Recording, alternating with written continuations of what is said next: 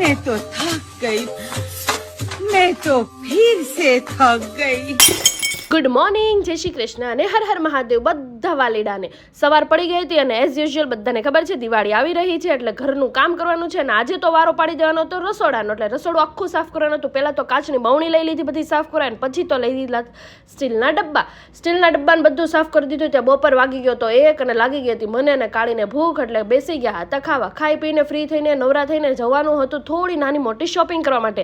હું અને કાળી અને મમ્મી પહોંચી ગયા હતા માર્કેટમાં કેમ કે લેવાની હતી થોડી કુર્તીનું કલેક્શન થોડુંક નવું આવ્યું હતું એટલે કન્ફ્યુઝ હતું કે શું લઉં શું ન લઉં અને આપણે લેવું હોય કે ના લેવું હોય. પણ ભાવતાલ કરવાનો, ભાઈ આ તમારે 500 રૂપિયામાં આપવું છે. ભાઈ કે નહીં. પિંક કુર્તી મને ગમતી હતી પણ એમાં સ્લીવ નહોતી એટલે મેં કીધું આવું કાંઈ પહેરાતા હશે, આપણે આપણી મર્યાદામાં રહેવાનું હોય. મેં કીધું ચાલો આ મૂકો. આ બેનને બહુ મૂંઝવણ થતી હતી એટલે હાથ સરખો કરીને ચૂંદડી સરખી વ્યવસ્થિત હાથમાં આપી દીધી. બેને મને થેન્ક યુ કીધું, દિલથી થેન્ક યુ કીધું, થેન્ક યુ સો મચ.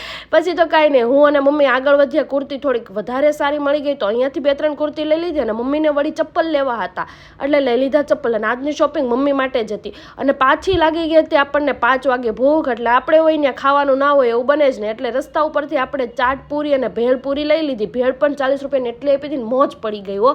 અને પછી તો ત્યાંથી સીધા આવી ગયા હતા બોમ્બે માર્કેટમાં. ત્યાં પણ કલેક્શન એટલું જોરદાર હોય છે ને એટલે કુર્તી ગમી જ. અહીંયાથી નહીં 4-5 કુર્તી લઈ લીધી અને અહીંયા કુર્તી લીધી હતી કાળીબેનની. આજની શોપિંગ મારી કાંઈ નહોતી, હું તો ખાલી સ્પેશિયલ ખાવા જોડે ગઈ હતી.